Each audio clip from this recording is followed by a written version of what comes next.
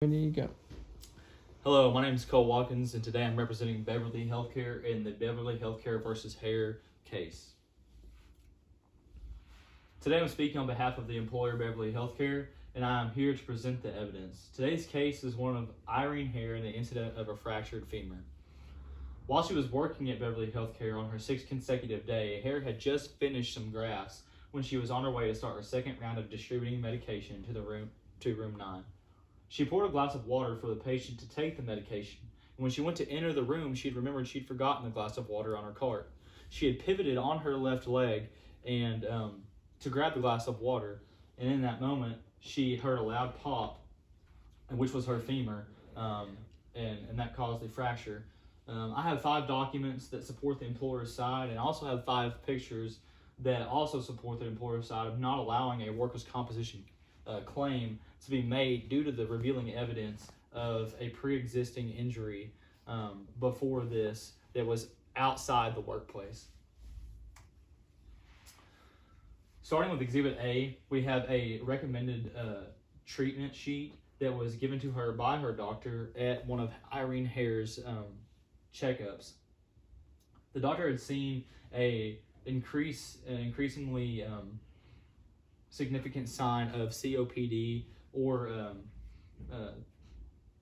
health issues due to her smoking, and so since he had seen this, he gave her a recommendation sheet on treatment and things that she could do to try and prevent that getting any worse. This was found in some medical documents inside the doctor's office that was retrieved by our private investigator.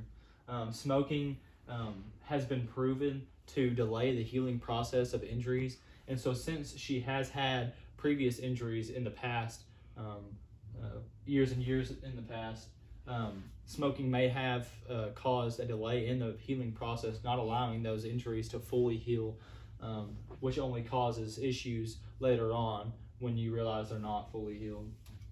Exhibit B, this is a timesheet. This is the timesheet of Irene Hare's from the week of the accident. As you can see, she was only supposed to work 4 days out of that week, and as you can see here, she worked Sunday through Friday, starting at 2:45 p.m. with a lunch break at 5 to 5:30, and she clocked out at 11:15. So she worked 6 consecutive days, only supposed to be working 4 consecutive days out of that week. That only adding pressure to her leg, overworking her leg, causing that leg to be pressured and tension added to that leg that was unneeded. Exhibit C, this is actually a light duty note from her doctor that she sees, and this was given to her in the weeks, a few weeks prior of the incident. Here it says, Irene Hare visited my clinic for something bothering her upper leg. I've written this light duty form to be turned into her employer to allow her to give her leg a rest until the results come back on the MRI and x-rays that have been taken. Until that time, she should not lift over anything over 5 pounds or need to be up on her feet walking for long periods of time. Obviously, in Exhibit B, we see that she'd been working 6 consecutive days, more than she'd been supposed to be working 4 consecutive days. That only going against what this light duty form has to say, and we also found out that this light duty form was not turned in to the employer or her supervisor. So without that knowledge of them knowing that she should be on light duty work, she took it in her own hands to say she was fine, and that is not on the employer's fault. That is on her. That blame falls on her, and so that's important to note. Here in Exhibit D, we have text messages between the supervisor and Irene Hare. This is a few days prior to the incident that happened on the job. This is the supervisor checking in with her. Irene, I was wanting just to text you and make sure you were all right, see if something was wrong. Here recently at work, you've been acting like something was hurting you, and I wanted to check. Irene texted back a short message saying, no, everything is fine. So we have her here saying that she had denied the help that was given to her to see if anything was wrong with her, or if she had any health issues that she knew about that they didn't know about, and she had denied that. So that also falls back on her. That knowledge was not given to the supervisor or employer, and so that blame should not fall on the supervisor or employer. Exhibit E, this is also a diagnosis from her doctor that she sees. She had seen this doctor here in the past, a couple months before the incident, on January 25th.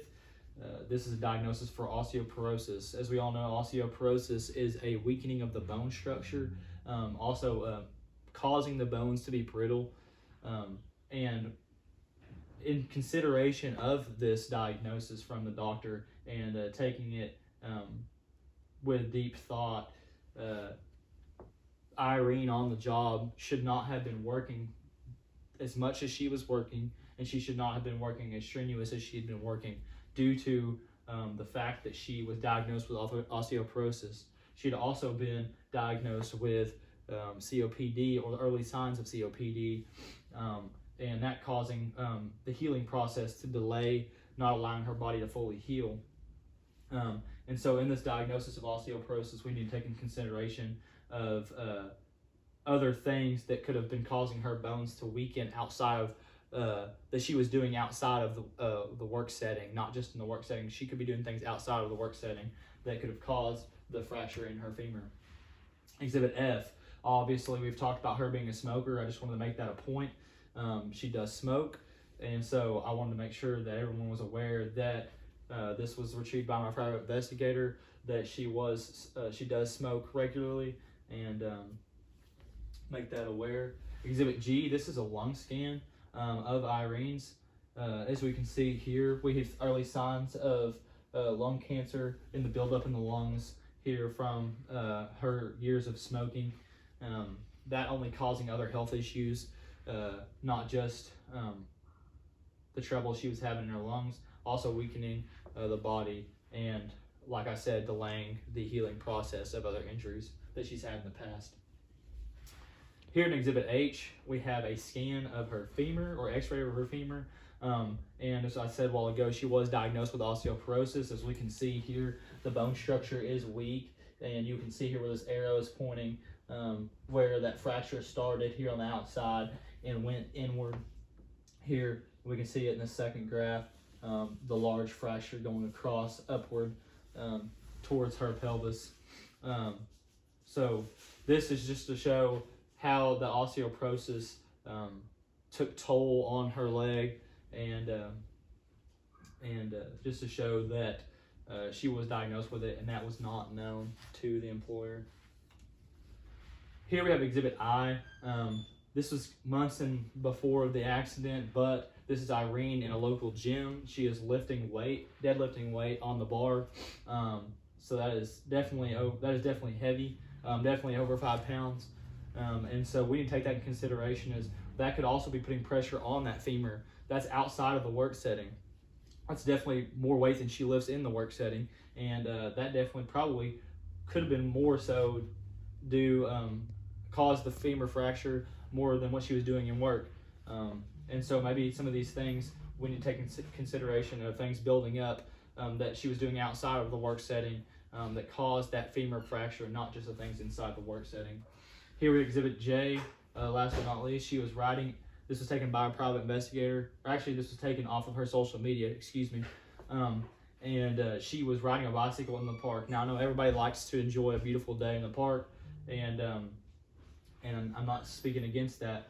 But what I am saying is, knowing the facts, knowing the things that she knows that no one else does about her health, about her diagnosis of maybe early COPD and a diagnosis of osteoporosis, she should not have been on a bicycle, putting added pressure again and again onto her femur, building up that pressure, probably could have been a stress fracture already in the works before she even got to work that day. And we need to take in consideration of the things she was doing outside of the work setting that could have built all of this up into the work setting to where she finally broke or fractured her femur.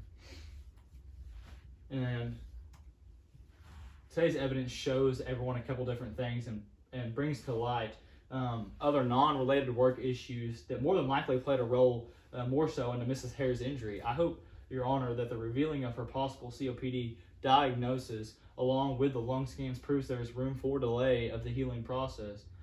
The document of osteoporosis shows us her femur was weak, causing us to believe her femur to be fragile to begin with. The document shown would create reasonable consideration of underlying issues that weren't seen on the topical side of the case. Also were the pictures and evidence that were compelling to show the pressure on the femur to allow it to fracture may not have all came from the work site. It could have come from the activities outside of work. Medical diagnosis that was presented also holds on an important part of the evidence. Not only that it was concealed, but also that she may be having concealing information about her leg already being hurt from outside of work before she got to work that day. But she was obviously denying having any health problems when she was asked. I hope what was presented today is considered with the utmost logicality. Thank you, Your Honor, for your time today, and we'll continue with the case.